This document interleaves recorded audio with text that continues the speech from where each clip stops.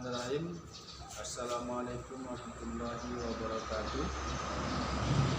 Alhamdulillahirabbil alamin. Allahumma shalli ala sayyidina Muhammad wa ala ali sayyidina Muhammad wa alihi. Alhamdulillahirabbil alamin. Baiklah, pada kesempatan ini saya ingin akan menjelaskan atau mempresentasikan salah satu dari mata kuliah, yaitu penyusunan kontrak bisnis syariah, di mana pada kesempatan ini submaterinya adalah MOU, yaitu Memorandum of Understanding.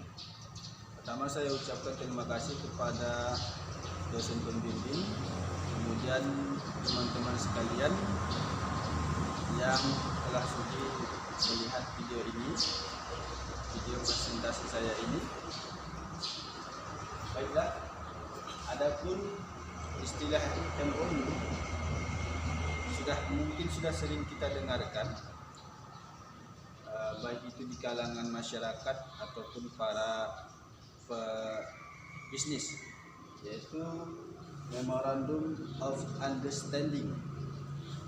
Memorandum of Understanding ini, pertama saya ingin menjelaskan istilahnya Memorandum of Understanding ini.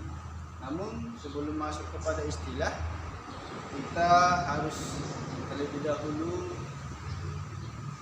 tahu bahwasanya MOU ini adalah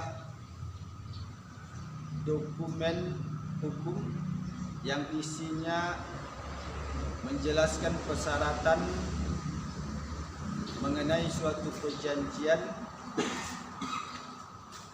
yaitu menjelaskan persyaratan mengenai suatu perjanjian atau suatu transaksi. Itulah yang disebut dengan MOU. MOU ini atau Memorandum of Understanding ini dibuat secara umum dibuat adalah sebagai langkah awal atau langkah pertama di dalam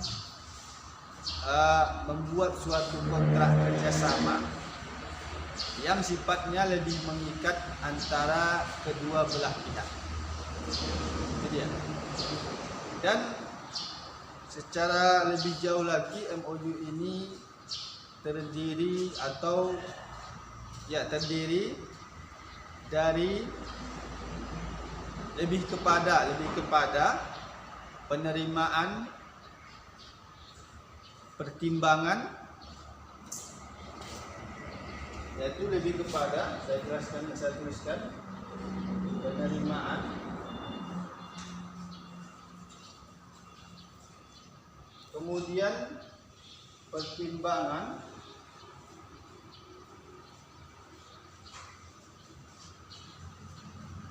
dan juga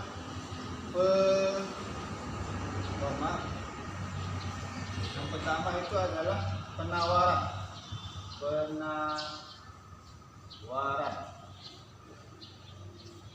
Kemudian pertimbangan dan penerimaan.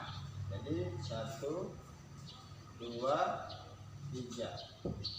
Dan juga bisa dimasukkan niat.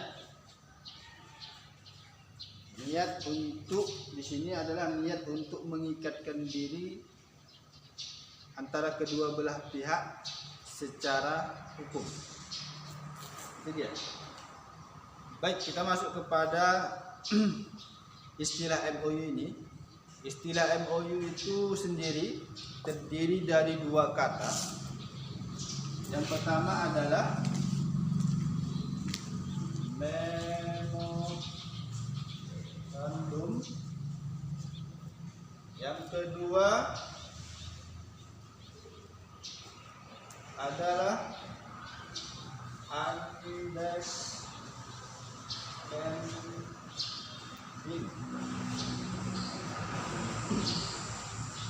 Baik teman-teman sekalian, itu lebih singkatnya saya jelaskan aja, di mana memorandum ini adalah merupakan ringkasan persyaratan merupakan ringkasan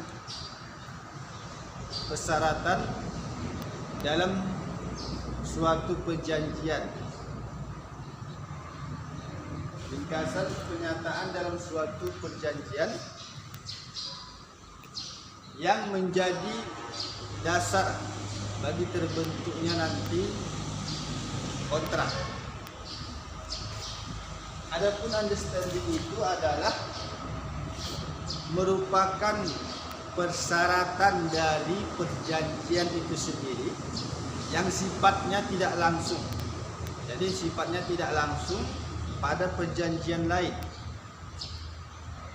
Pada perjanjian yang lain yang bersifat pula informal atau persyaratan longgar.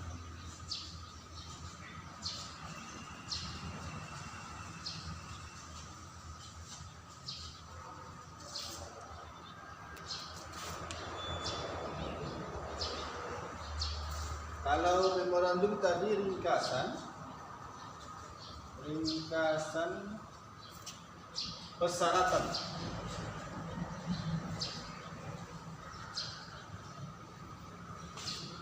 Itu dia istilah MOU atau Memorandum of Understanding. Selanjutnya,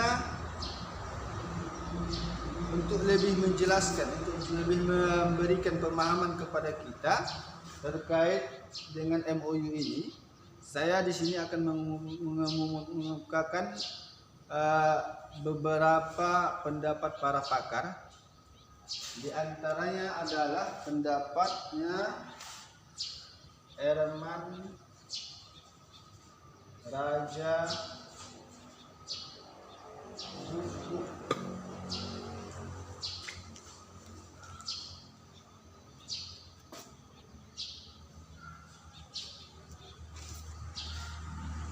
Kemudian ada juga pendapat pakar yang kedua, yaitu Munir Fuadi. Yang pertama, pendapat daripada Herman Raja Guguk mengatakan bahwasanya MOU itu adalah dokumen yang berisi konten antara kedua belah pihak sebelum perjanjian dibuat. Saya ulangi, MOU adalah dokumen yang berisi konten antara kedua belah pihak yang akan bersepakat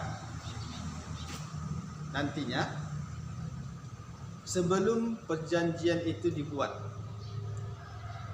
Dan isi nota kesepahaman itu harus dimasukkan ke dalam kontrak sehingga nantinya akan memiliki kekuatan mengikat. Yang kedua, pendapat dari Munir Fuadi, di mana beliau mengatakan bahwasanya MOU itu adalah merupakan perjanjian awal. Perjanjian awal yang nantinya akan diikatkan, akan diikuti pada perjanjian yang selanjutnya yang akan membahas atau merincikannya secara lebih jelas.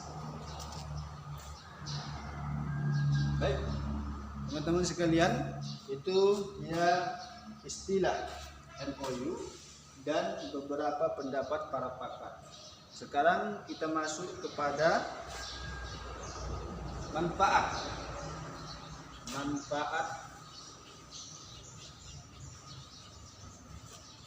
MOU. Setelah tadi kita masuk kepada istilah, ini istilah. Kemudian ada juga manfaat dari MOU.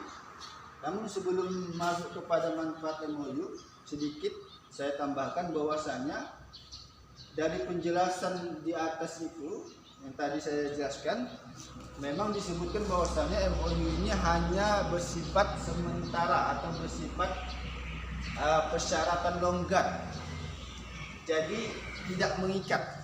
Namun ada juga MOU yang memiliki konsekuensi mengikat. Artinya dalam arti akan bagi mereka, bagi para pihak yang melanggarnya akan dikenakan konsekuensi. Kalau dipertanyakan kenapa harus ada konsekuensi dalam pembuatan MOU ini, tentu saja ada beberapa pertimbangan. Di antaranya adalah pertimbangan yang pertama,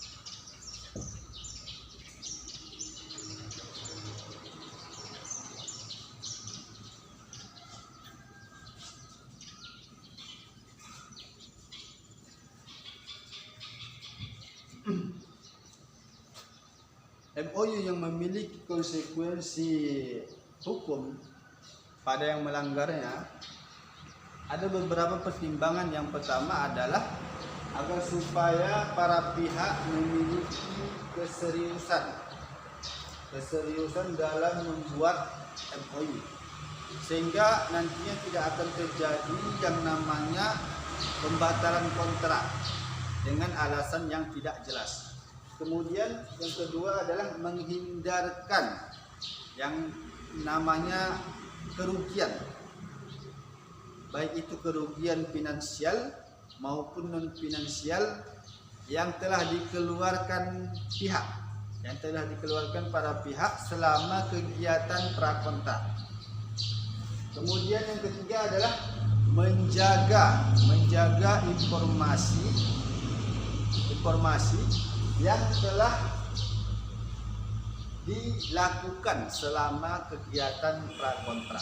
Itu dia MOU yang memiliki konsekuensi hukum pertimbangannya. Baik, kita kembali ke ini, manfaat MOU. Yang pertama ada dia manfaat yuridis. Yang kedua ada manfaat ekonomis.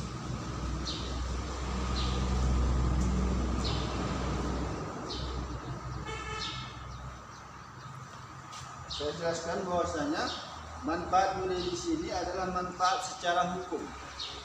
Dengan adanya manfaat ini, maka kedua belah pihak terikat dalam suatu hukum, bahkan dapat dikatakan MOU itu menjadi undang-undang bagi para pihak, sehingga tidak akan mudah di dalam pembatalan nantinya. Yang kedua adalah manfaat ekonomis. Selanjutnya ada juga saya singkat, yaitu tujuan.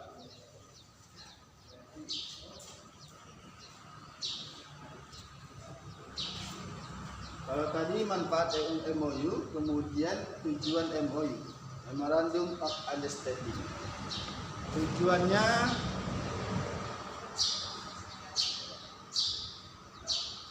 ada dia.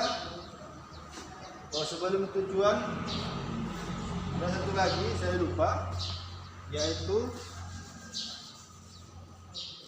jenis.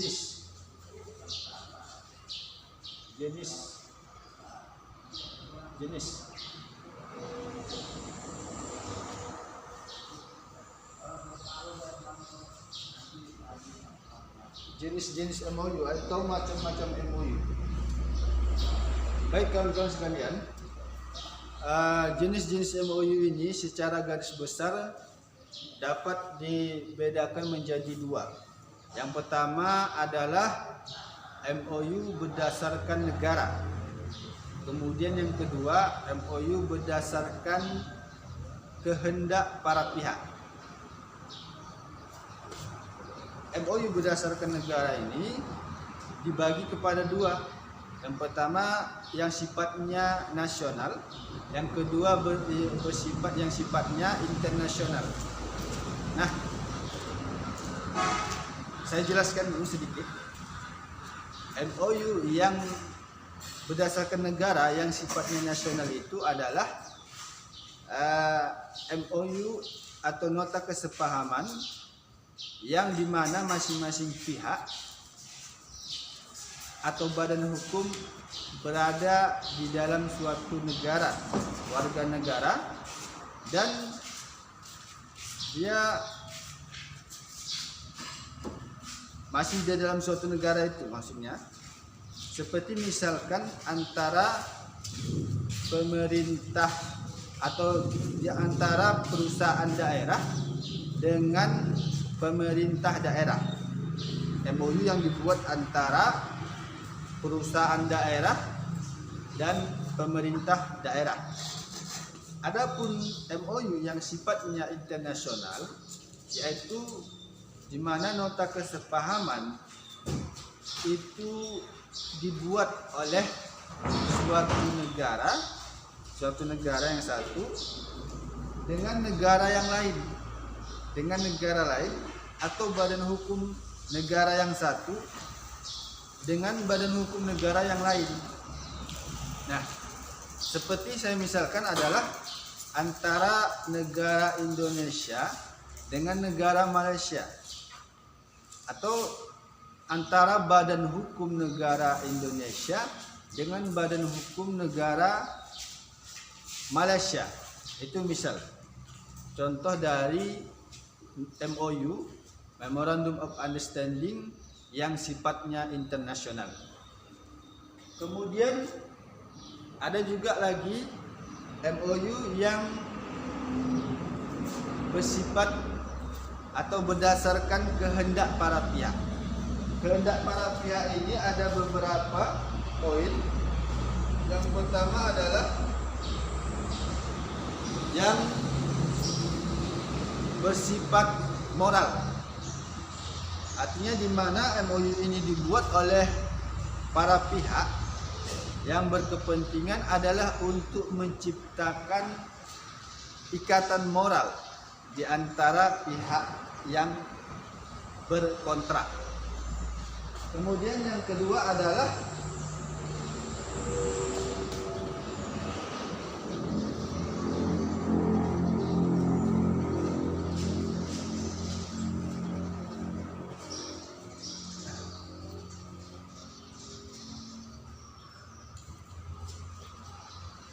itu tadi MOU berdasarkan kehendak para pihak.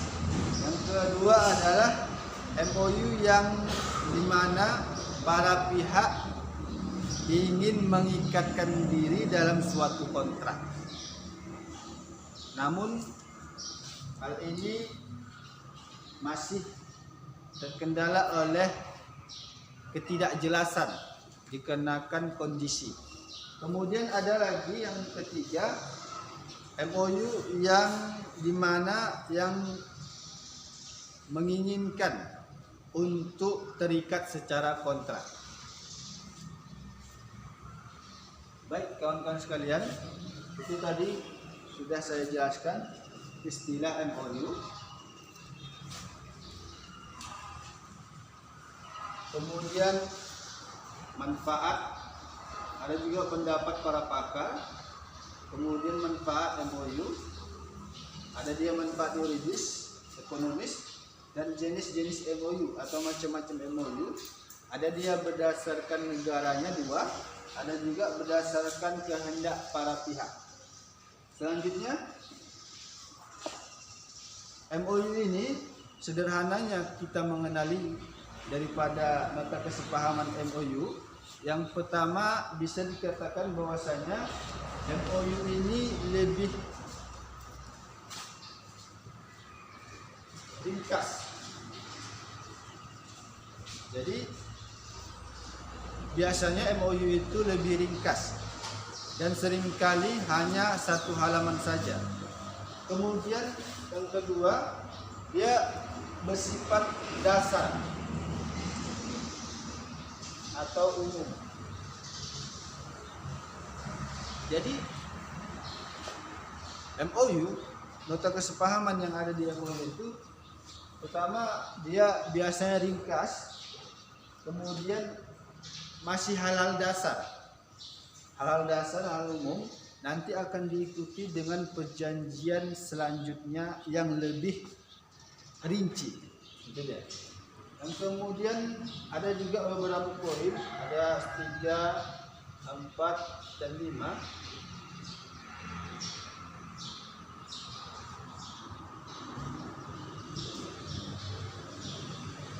Kemudian ada dia masih di bawah tangan.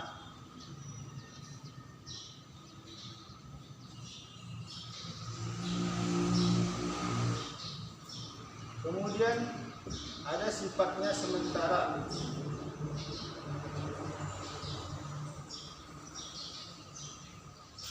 Kemudian ada juga jangka waktu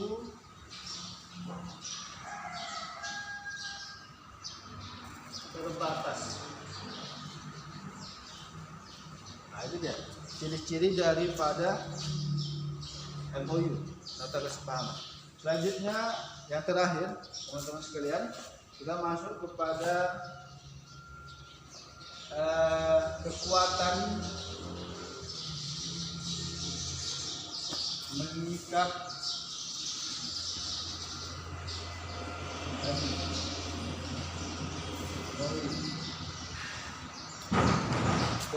mengikat dari MOU ini. Di Indonesia memang tidak ada ketentuan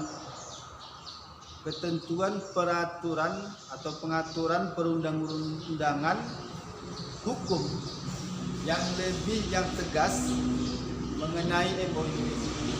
Akan tetapi yang dijadikan dasar di dalam pembuatan MOU atau Memorandum of Understanding ini adalah yang namanya kebebasan berkontrak.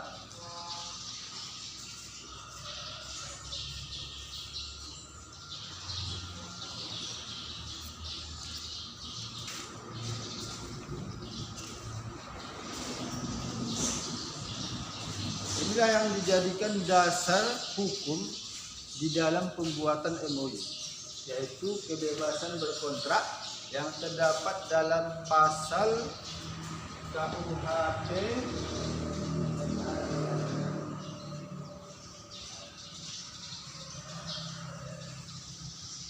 pasal 1338 yang terdapat dalam pasal KUH Perdata 1338. Kemudian mengingat bahwasanya MOU ini adalah bentuk kesepakatan, maka keabsahannya itu ditentukan dengan terpenuhi atau tidaknya syarat-syarat sah di dalam suatu perjanjian yang terdapat dalam pasal 1320 KUH Perdata.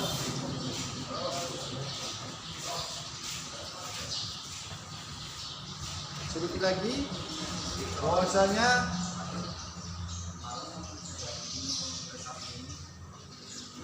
adapun kekuatan mengikat MOU ini di antara para pihak, di antara para pakar itu terdapat perbedaan pendapat.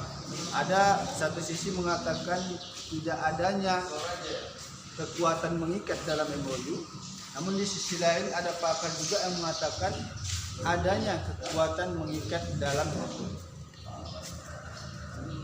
Baik, teman-teman sekalian, mungkin ini presentasi terlalu panjang atau terlalu singkat, namun demikianlah yang dapat saya sampaikan. Lebih kurangnya saya mohon maaf. Wabillahi taufiq wal hidayah. Assalamualaikum warahmatullahi wabarakatuh.